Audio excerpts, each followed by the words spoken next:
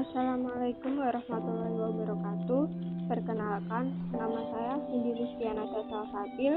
Saya dari kelas 12 kelas 1. Di sini saya akan menjelaskan tentang aliran seni rupa modern atau kontemporer.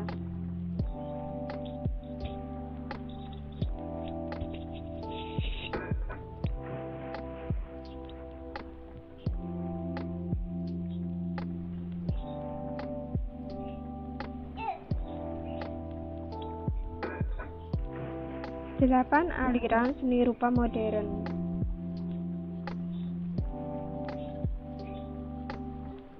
Keunikan, gagasan, dan teknik dalam seni rupa modern. Gerakan keunikan, gagasan, dan teknik dalam seni lukis atau membuat karya seni rupa tidak terlepas dari ciri dan gaya dari masing-masing produknya. Dari beragam teknik tersebut dapat dijelaskan sebagai berikut.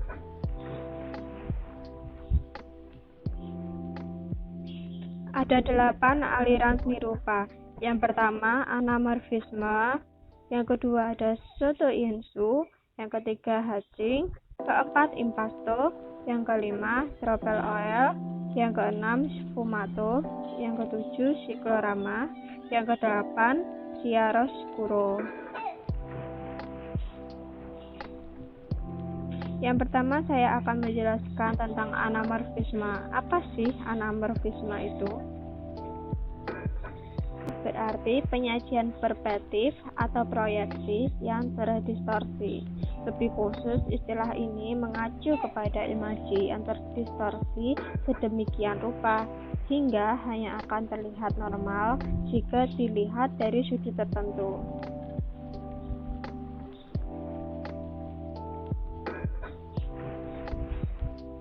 Ada contoh anamorfisme. Contohnya ada lukisan kabut di trotoar oleh Kurt Wenner dan Julian Beever, di mana lukisan kapur, ubin, dan bangunan di sekitar menyatu menjadi sebuah ilusi image.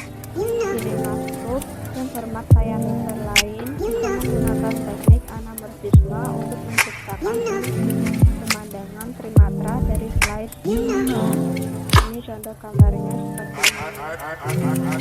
Jadi menciptakan sebuah ilusi.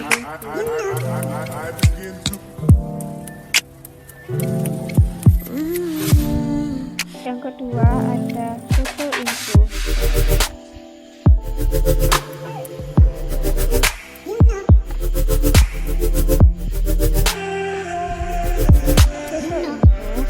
Itu berarti terlihat dari bawah, seolah-olah kita itu ada di bawah atau di atas. Ini ada contohnya. Itu populer pula dengan di foto-insu. Teknik lukisan ilusionistis yang biasanya digunakan untuk lukisan untuk memberikan perspektif. Setiap elemen yang dilihat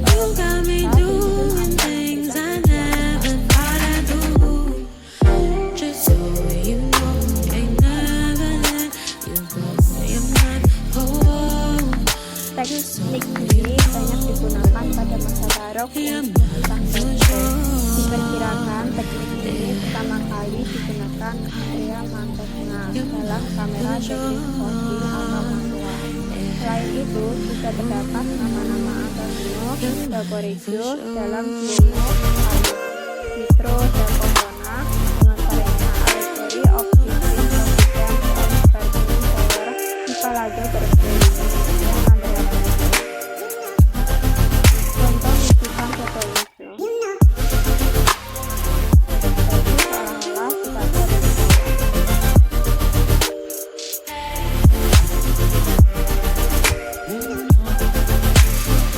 Yang ketiga adalah aliran hatching.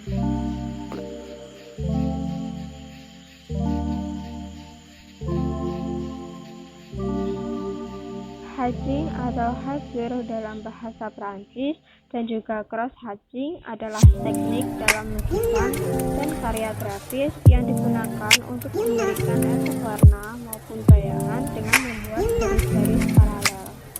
Jika Jika garis-garis paralel ini dengan garis-garis paralel lain yang saling berpasangan, maka teknik ini memiliki proses berupa menggunakan teknik ini dengan memvariasikan jarak, sudut, panjang, dan jenis-jenis garis hingga dihasilkan gradasi bayangan tertentu. Teknik ini sangat populer pada masa Renaissance awal.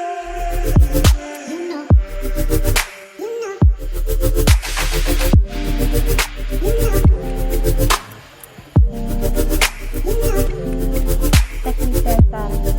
Konsep utama dari hatching adalah bahwa kepadatan, jumlah, dan ketebalan garis akan sangat mempengaruhi efek bayangan yang dihasilkan.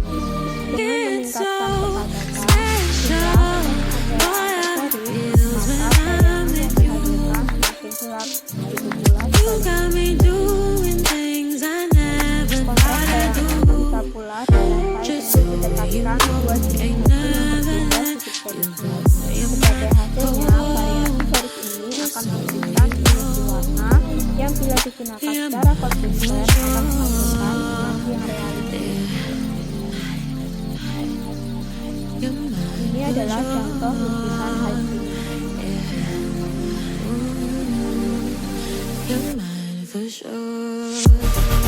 Yang keempat, ada aliran berupa modern impasto.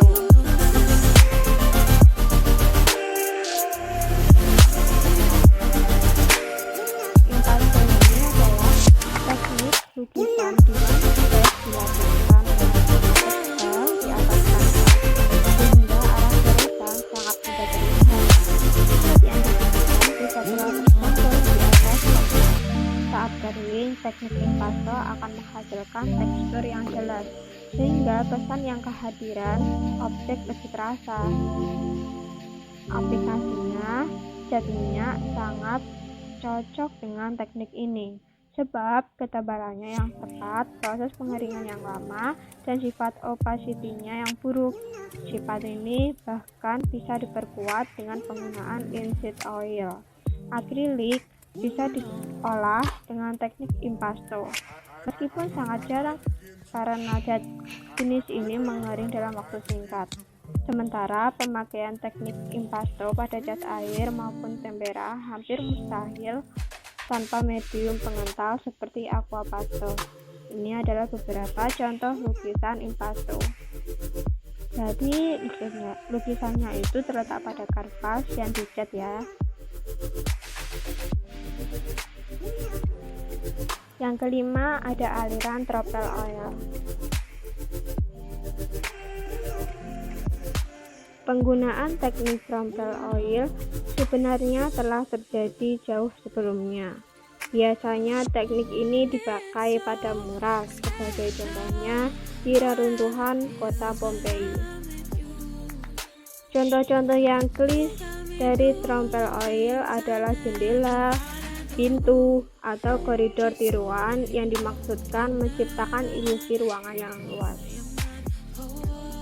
Dengan pemahaman yang sudah sangat dalam tentang perspektif pada masa Renaissance, pelukis sangat sering menambahkan teknik tropel oil ke dalam lukisan mereka untuk merusak batas antara imaji dan kenyataan. Sebagai contoh, seekor lalat bisa saja terlihat menempel di atas bingkai lukisan.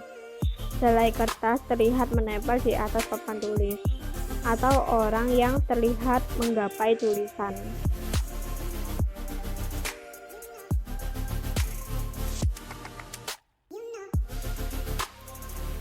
Yang keenam, ada aliran sfumato.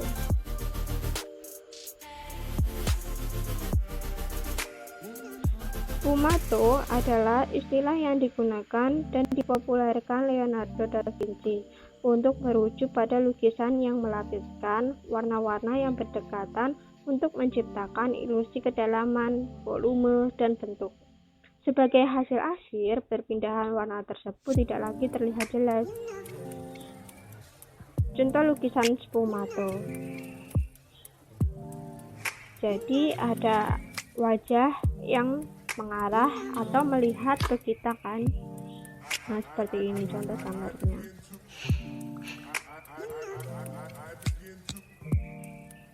Yang ketujuh ada aliran siklorama.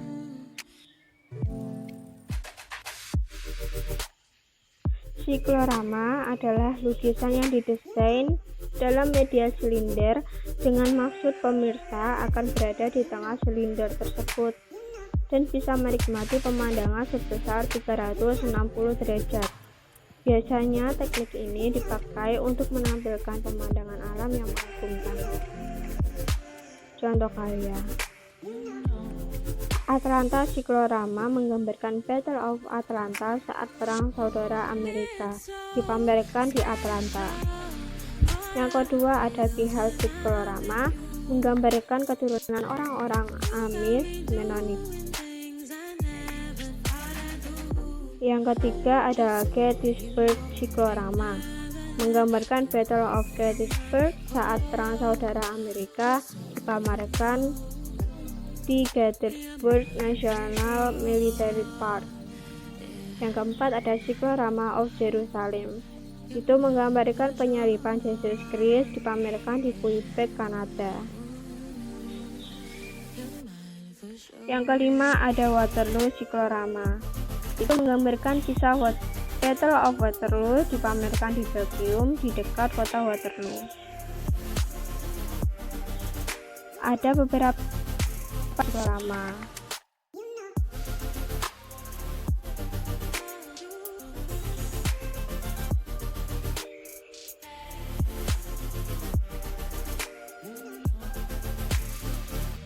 Yang terakhir ada aliran seni rupa modern chiaroscuro. Spasi itu chiaroscuro.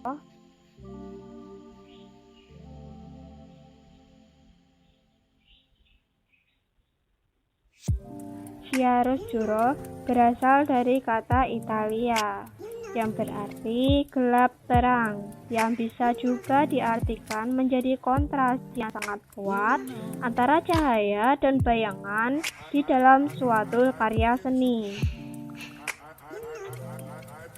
Ada beberapa ciri. Hal yang menjadi ciri khas chiaroscuro adalah pengaplikasian cahaya pada objek lukisan yang memberikan kesan trimatra sangat jelas akibat pengaplikasian highlight dan bayangan. Teknik ini membutuhkan pemahaman mendalam tentang perspektif, reaksi permukaan benda terhadap pantulan cahaya, dan proses pembentukan bayangan. Berbeda dengan gambar dari zaman modern, kesan trimatra tidak dihasilkan oleh kontur goresan kuas, tetapi hanya dari gradasi warna terang ke gelap. Contoh lukisan chiaroscuro.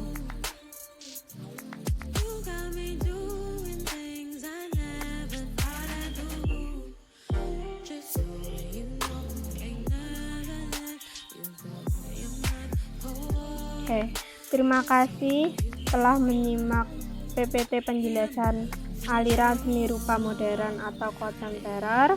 Saya Cindy Luciana Dasalsabil, mohon maaf sebesar-besarnya ketika saya menjelaskan itu ada yang kurang jelas, mohon dimaklumi. Sekian, wassalamualaikum warahmatullahi wabarakatuh.